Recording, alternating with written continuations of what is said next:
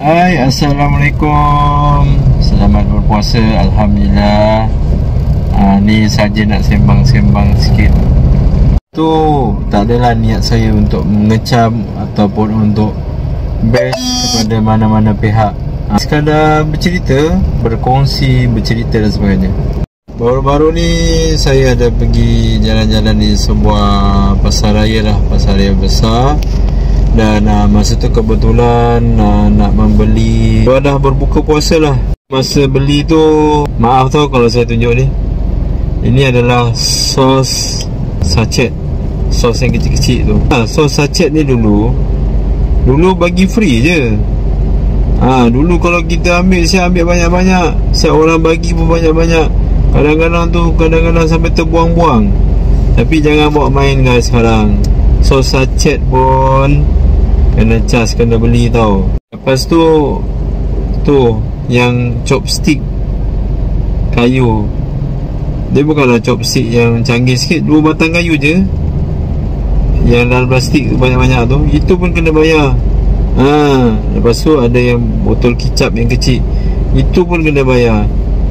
Kalau dulu benda-benda tu semua bagi free, yang orang panggil apa, add-on kan. Saya tak marah, saya terkejut sikit lah, tapi tak marah. Saya faham keadaan semasa tidak sama seperti dulu lagi dah. Yalah, benda ni ke chopstick ke apa-apa yang add-on, apa-apa yang tambahan-tambahan tu, semuanya menggunakan memerlukan modal untuk menghasilkan sos cili, tomato, chopstick, kicap dan sebagainya, apa-apa yang add-on. So kita ni sebagai kita kena terima hakikat ni lah. Yang dulunya benda ni free, tapi sekarang memang kena bayar.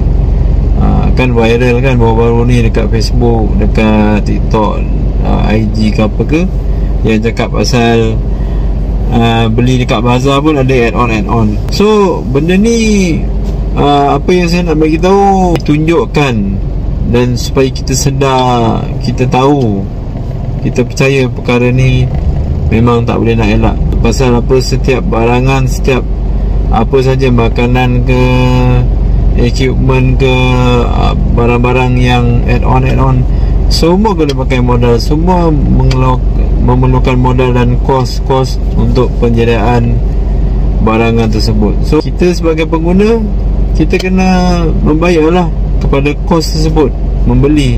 Dah tak dapat dah free macam dulu. Tapi saya bukan nak bash, saya bukan nak kecam, saya pun percaya benda ni. So minta maaf lah, itu sekadar sharing dulu saya.